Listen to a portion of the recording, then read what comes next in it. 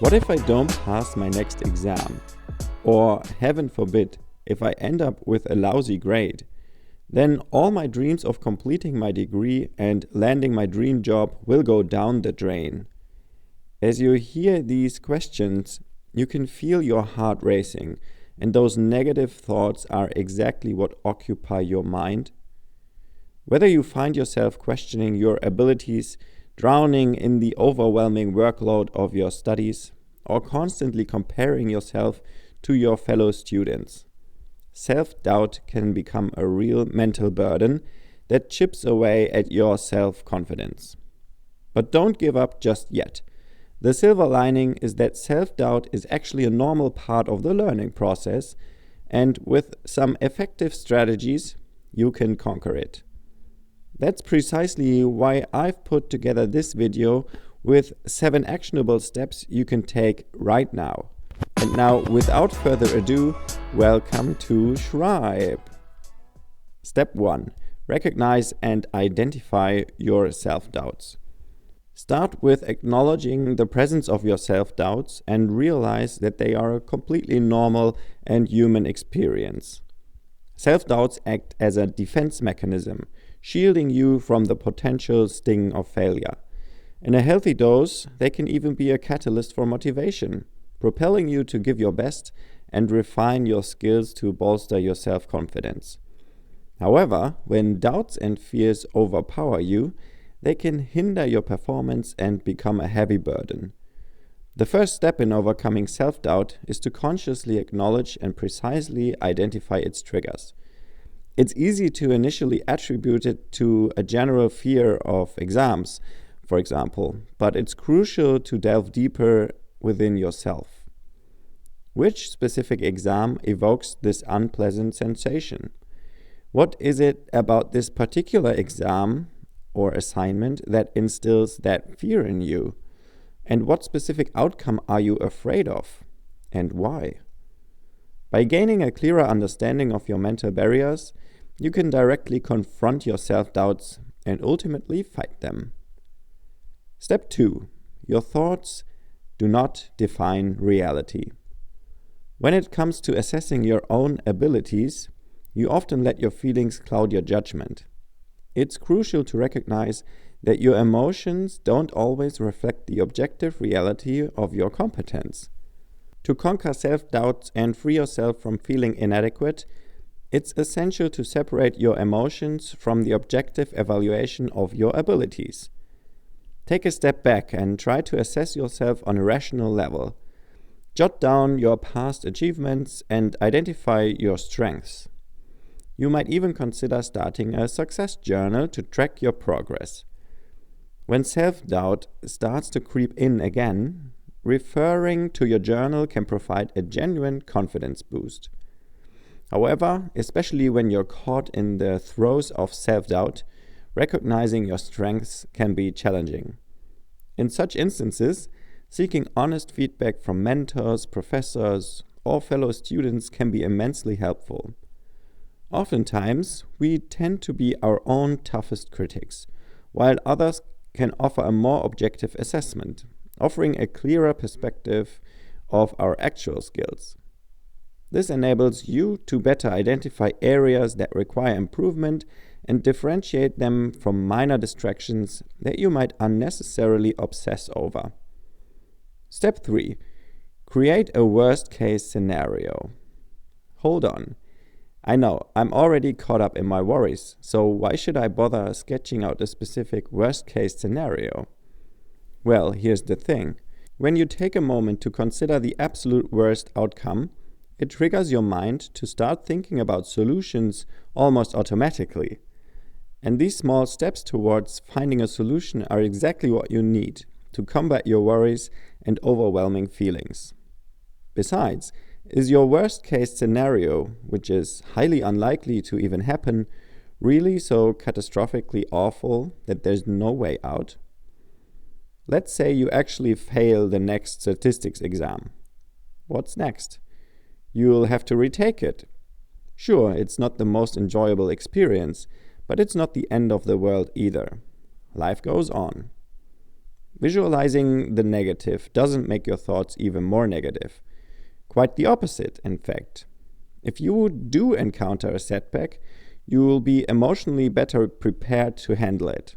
The ancient Stoics like Seneca and Marcus Aurelius understood this very well.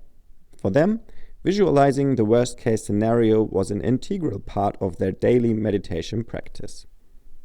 When it comes to overcoming self-doubt, a healthy dose of self-confidence is absolutely essential.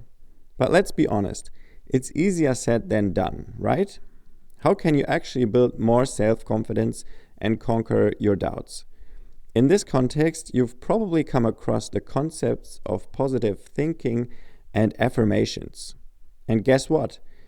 Research has shown that they work, at least to some extent. So it won't hurt to give yourself some positive pep talks. However, I firmly believe that taking proactive steps will lead to even greater success. Let's revisit the statistics exam. If you find yourself tormented by thoughts of potential failure, here's my tip. Prepare for the exam as best as you possibly can. I know it may sound mundane, but trust me, from my own experience, it's the best way to combat self-doubt. Being well prepared increases your chances of passing significantly. But what if you're completely clueless about this sort of stuff? In that case, passing the statistics exam might seem like a distant dream. However, why not tackle the next exercise from your tutorial exercise sheet? Give it your best shot and then discuss it with your tutor. I hope the principle becomes clear here. Instead of facing an overwhelming task head-on, break it down into smaller, manageable subtasks. As you successfully complete these small tasks, your self-confidence will naturally grow, and that nagging inner critic in your head will gradually quiet down. Step 5. Reach out for support. Do you ever feel like you're the only one dealing with such worries? Your fellow students seem to be unaffected by crippling self-doubt, and no one dares to talk about this uncomfortable topic. But here's the thing. That's precisely the problem. Many students try to handle their concerns alone, or simply push them aside. Unfortunately, that approach doesn't lead to much progress. Wouldn't it be so much easier if you could openly address your fears? By doing so, you can support one another and provide much needed encouragement. If self-doubt starts taking over your thoughts and impacting your quality of life, it's a clear sign that you should seek some support. It's truly amazing what a difference it can make to realize that you're not alone with your doubts and that others have gone through similar experiences. Reach out to people you trust in your inner circle, such as your friends or your family. Moreover, universities often have resources like professional counseling services with trusted professionals who can lend a helping hand. Just go talk to them. That's why they are there.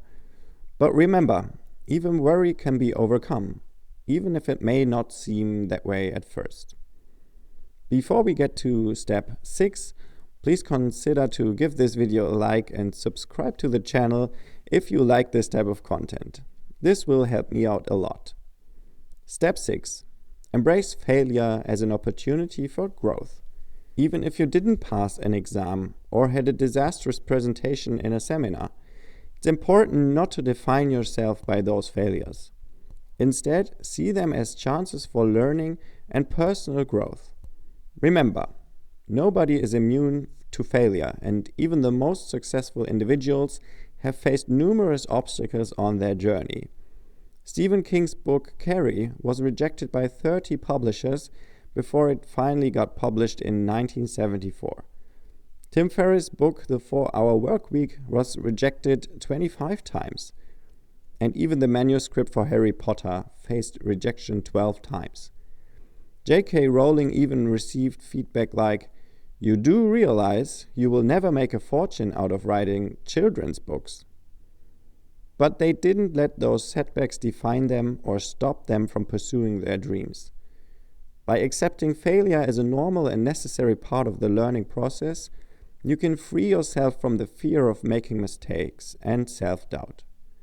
Take the time to analyze and reflect on what went wrong in those challenging situations. Use that reflection to identify areas for improvement and develop an action plan for overcoming similar challenges in the future. Remember, failure doesn't have to be the end of the road. It can be a stepping stone towards growth and success. So don't be discouraged by setbacks.